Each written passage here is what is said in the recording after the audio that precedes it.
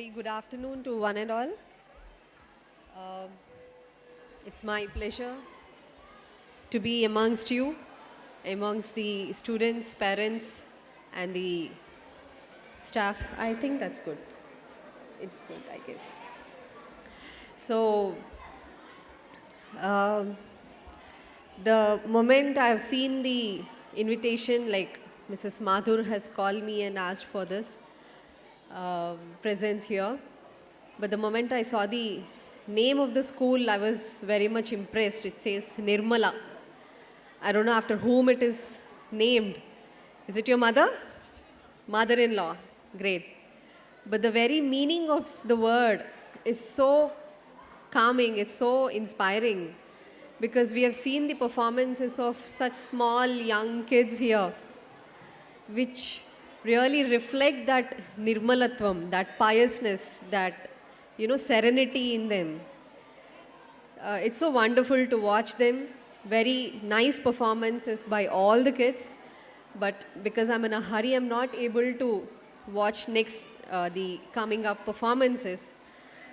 The very reason I have accepted the invitation of the school is that I never leave a chance to address the parents of the current generation.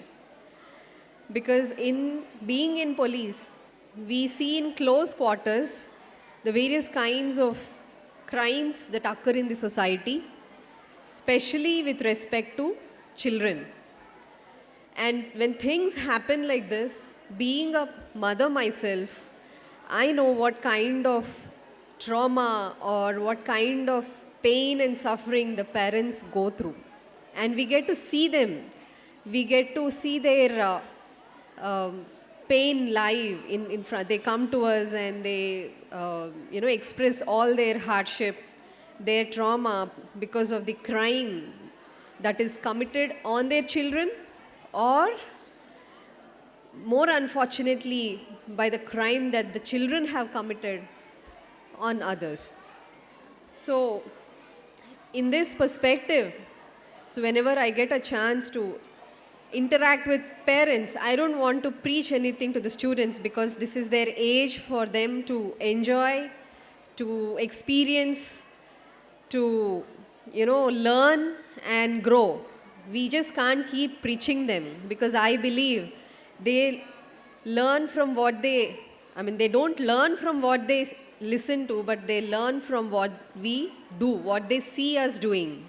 So it is the primary responsibility of the elders in the home, at school, in the society that we behave ourselves, we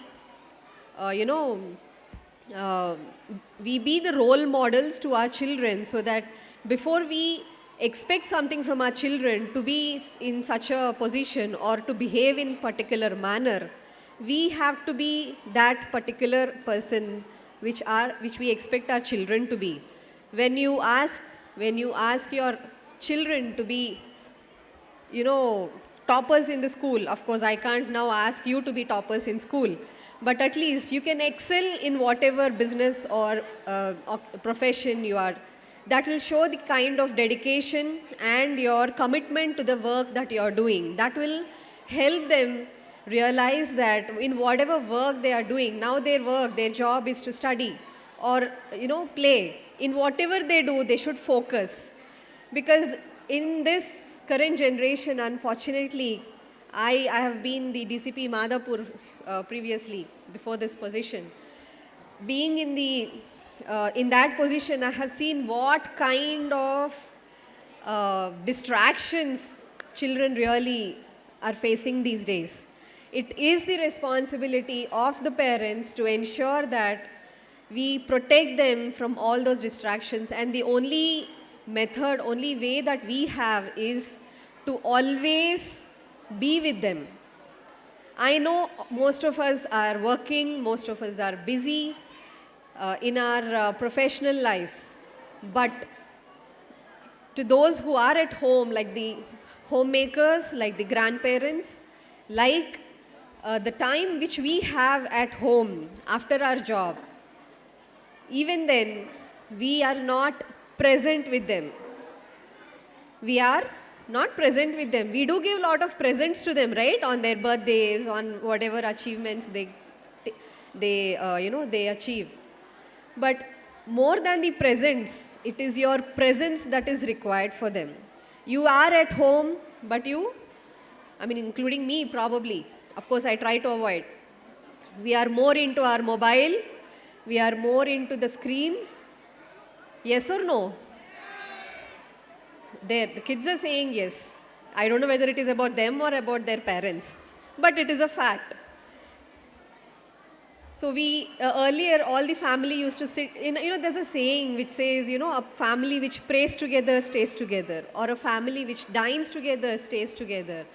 So there is no such culture these days. Even if suppose all of us are sitting on the dining table, each of us have our phone on the hand, and each of us are looking into the phone and eating like this, like a machine.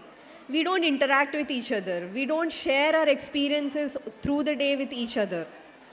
We don't know what they are eating. We don't know what they are doing at home, at school. We don't know who their friends are. We don't know what activities they are into when they are not in our presence. So how do you know? They don't get to know your hardships. They don't get to know how much you're toiling for them.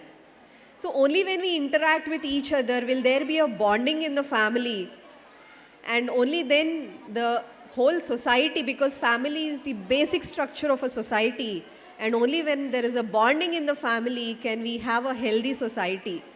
And being from the police department, I really wish to see, because the breeding ground for crime is home. The breeding, where the children come from, where are the offenders coming from, where are the thieves coming from. Everyone has their own family. But unfortunately, because of the presence that we are not able to give, there is a lot of distance between the children and the parents. I humbly request each one of you to give your best, not in terms of money, not in terms of gifts, not in terms of the amenities, facilities, the luxuries. Not that. Please give your time. Please give your valuable time. That is the best thing that you can give. Their time is the best thing that you can have now. Once they grow up, you can't find them. You can't hold them. So this is the time that they have, this is the time which you can give. So please be present with them and have memories with them. That is the, what do you call, the properties. It is not the buildings, it is not the money, it is not the bank accounts, the ornaments. No, it is the memories that you give to your children that will keep your bonding alive till your old age. That is that which runs through them. And this kind of bondage will help in inculcating values in them, inculcating discipline in them. I hope Mr. Mathur, who is also from, forces background, so he will understand the value of discipline. There is a wrong notion amongst the youngsters. I know when I say discipline, they'll be, oh my God, is it waking up at 4? Is it somebody holding a stick? No. Discipline is all about how we stick to a routine, how we give our best when we are doing something, how we give our best during that particular time, how much focused we are. So when we are like that, our children will automatically follow our lead. So I request all the parents here and also the teachers here to, really take care of the children, because once a single bad incident, single negative incident happens to a child, it leaves a lot of trauma at this age particularly that they will carry it throughout their life. I don't want any single child to go through that phase, because we see the trauma that the parents go through, that the children go through. So another aspect from being a police, organization is what I want to stress upon is the safety of the children, be at home, be at school, be on the transportation, like the route from the home to the school, or whatever they do in the virtual world, especially these days. I'm sure most of you must be having social media accounts. Yes, kids? Do you have social media accounts? No. Great. They're saying no for the sake of no. But I know how many youngsters are on mobiles, are in the virtual world these days through the social media. Technology is not wrong as such, but it is what we take from it. So in that, they have to be constantly guided.